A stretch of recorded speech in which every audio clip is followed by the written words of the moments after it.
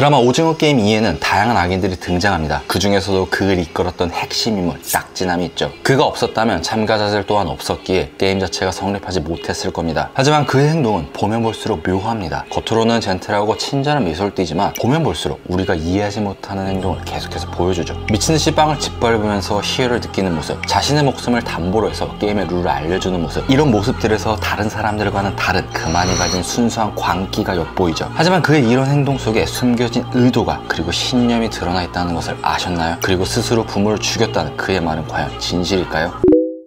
먼저 딱지남은 어떤 인물일까요? 배우 공유님이 맡은 딱지남의 공식 명칭은 모직간으로서 우리나라에서는 딱지남, 외국에서는 세일즈맨으로 알려졌죠. 시즌 1에서는 끝까지 베일이 쌓인 미스테리한 인물이었지만 시즌 2에서 드디어 그의 배경이 드러났어요. 과거 게임의 진행 요원이었던 그는 조직의 신임을 얻게 되면서 외부에서 사람들을 끌어들이는 일종의 유인책으로서 활동하게 된 거죠. 그리고 우리는 이 사실을 통해서 두 가지를 알 수 있어요. 첫 번째, 모직간은 게임에 대해서 다 알고 있었다. 자신이 모집하는 대다수가 죽는다는 걸 인지하고 있었기에 단순히 비즈니스적인 관계만으로 이 일을 하는 인물은 아니었다라는 거죠. 두 번째, 남들과는 게임에 참가하는 목적 자체가 다르다. 이 부분이 다른 등장인물들과 결정적인 차이거든요. 게임에 참가하는 사람들은 각자 분명한 목적을 가지고 있어요. 참가자들은 상금을 얻기 위해서 목숨을 걸었고 진행 요원들은 각자 개인적인 사연들을 가지고 참여를 하였죠. 하지만 딱지남만은 달라요. 게임을 하는 것이 수단이 아닌 그 자체가 목적이 되어버린 인물이에요. 이 일을 하는 이유가 돈 때문만은 아닌 것 같고 스스로 밝혔듯이 지킬 가족 또한 존재하지 않으며 업무를 벗어난 순간조차도 스스로 게임을 만들면서 즐기죠. 그리고 그가 사람들에게 제시하는 게임을 자세히 살펴보다 보면 심리적으로 취약한 부분을 집요하게 파고드는 설계로 이루어졌다라는 사실을 알 수 있죠. 그렇게 게임에 권유를 당한 그 순간부터 참가자들은 뿌리칠 수 없는 제안을 받은 거고 어떤 사람들이 어떤 선택을 할지 알고 딱지남은 제안을 한 거죠. 따라서 그가 제안한 세 가지 게임을 분석을 통해서 그가 사람들을 어떻게 생각하고 있는지 그리고 그의 뒤틀린 신념이 무엇인지에 대해서 알 수 있습니다.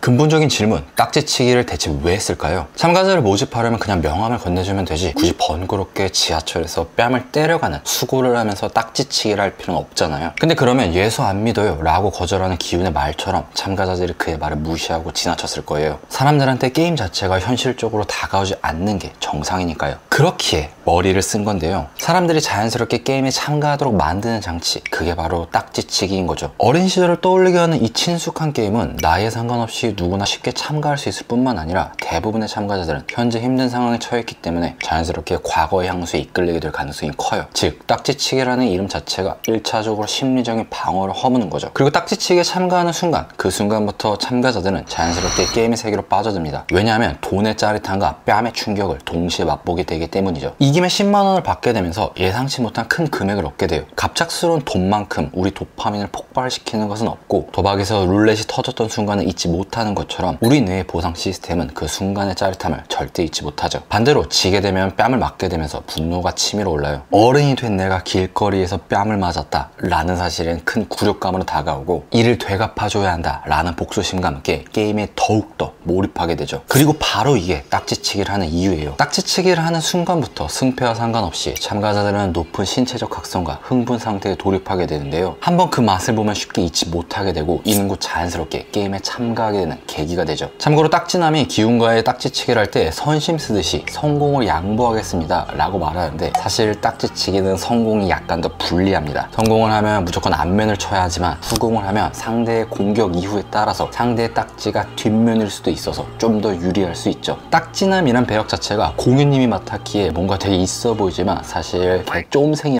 실제로 많은 연구들에 따르면 신체적 흥분 상태가 지속되면서 높은 각성 상태가 유지될 때에는 감정적 반응이 강화되고 이성적 판단이 흐려지기 때문에 더 위험한 의사결정을 내릴 가능성이 높아지고 보상을 받을 확률에 대해서 왜곡해서 인지할 가능성이 높다고 해요. 그리고 잊으신 분들이 많겠지만 시즌 1에서 딱지남과 성기훈의 게임이 끝난 뒤 선생님이라고 부르던 호칭이 갑자기 성기훈 씨로 바뀌고 기훈에 관한 신상 정보를 줄줄 읊기 시작해요. 이는 곧 모든 참가자들에 대해 사전조사를 하였고 게임에 참여할 가능성이 높은 사람들조차도 딱지치기를 통해서 확실하게 참여시키려고 했던 계산된 행동이었다는 거죠.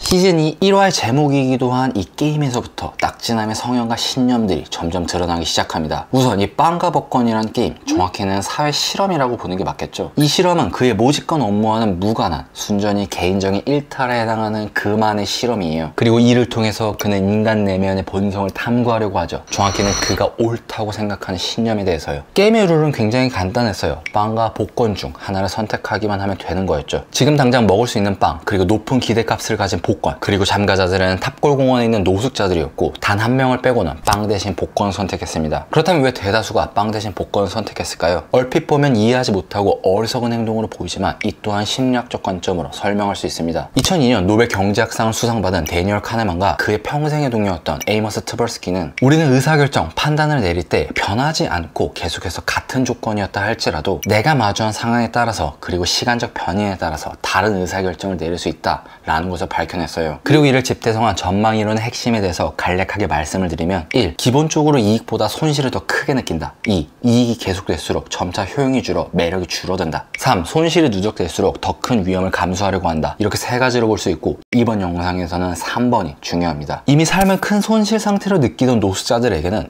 일반인들보다 더 위험 감수를 하는 결정을 내릴 가능성이 많아요. 자신의 인생이 지금 하락점에 있다 라고 생각하는 노숙자들이 있기 때문에 손실을 계속해서 경험하고 있다 라고 생각하게 되고 그리고 이를 뒤집을 한 방을 더욱더 원하게 되죠. 즉 내일이 없는 삶을 살고 있는 노숙자들은 현재 자신의 인생 자체를 손실로 파악하고 있기에 이 누적된 손실을 만날 한 방에 집착하는 것은 자연스러운 거죠. 그것이 더 불리하고 더 타격이 크다고 할지라도요. 착실하고 멀쩡했던 사람들이 도박에 빠지는 이유도 삶이 힘들수록 투기, 비트코인에 집착하는 이유도 바로 이거예요. 조금 와닿을 수 있도록 비유를 통해 설명드리면 빵은 우리가 매달마다 받는 월급이고 복권은 도박, 비트코인으로 볼 수 있거든요. 평소 다달이 월급을 받으면서 주기적인 이득을 얻는 사람들은 자신의 수익에 대해서 정기적인 이익에 대해서 둔감해지기 때문에 자신의 월급이 별게 아닌 것처럼 보여요. 그리고 어떤 계기를 통해서 큰 이득을 보거나 큰 손실을 경험하게 된 순간부터 이를 만회하게, 이를 더 부풀려주게 될 한 방에 집착하게 되죠. 그때부터 우리의 의사결정의 질 자체는 떨어지게 되고 그 수렁에 빠지게 되는 거고요. 당연하겠지만 한 방에 해당하는 확률은 굉장히 낮습니다. 복권을 예로 들었을 때 파워볼은 4.17%, 로또는 14.29%, 스피또는 3.33%에 불과해요. 아 생각보다 할만한 확률인데 라는 생각이 드신다고요? 그건 가챠 게임의 뇌가 저려져.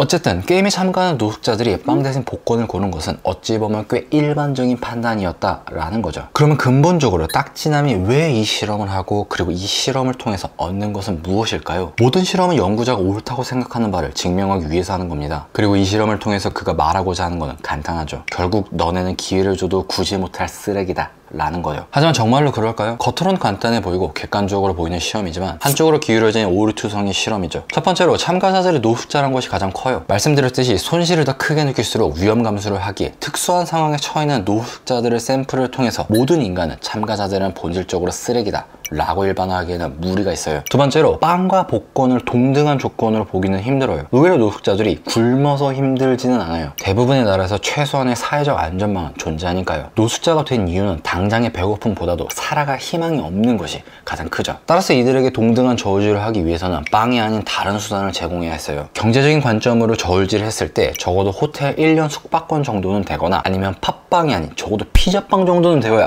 세 번째로 기회비용에 대해서 제대로 설명이 되지 않았어요. 참가자들은 빵을 고르지 않는 기회비용이 내가 보는 앞에서 빵을 짓밟을 것이다 라는 것에 대해서는 전혀 생각하지 못했어요. 실험에 대해서 정확히 안내받지 못한 거죠. 만일 딱지남이 빵을 고르지 않으면 그 자리에서 이 빵을 짓밟을 겁니다 라고 설명을 했다면 노숙자들은 빵의 중요성에 대해서 각인이 되었을 거고 딱지남의 의도를 간파할 수 있기 때문에 실험 자체에 참가하지 않을 수 있었죠. 그리고 이 실험을 통해서 진정으로 얻고자 했던 것은 어떠한 진리가 아닌 뒤틀린 선민의식이었죠. 복권을 긁을 때 쓴 10원을 돌려받으면서 빵을 짓밟으면서 희열을 느끼는 그의 모습을 통해서 타인의 강렬한 상실감 속에서 자신의 우위를 확인하려고 하는 그의 모습을 보았죠. 결론적으로 그는 노숙자들이 스스로 선택을 했다라고 주장하였지만 사실 그 속은 이미 철저히 짜여진 판이었고 사람들을 조정하면서 쾌감을 즐겼을 뿐이죠. 그리고 그 속에서 딱지남만이 가지고 있는 순수한 광기를 느낄 수 있었고 마지막 게임에서 그 광기가 절정에 도달합니다.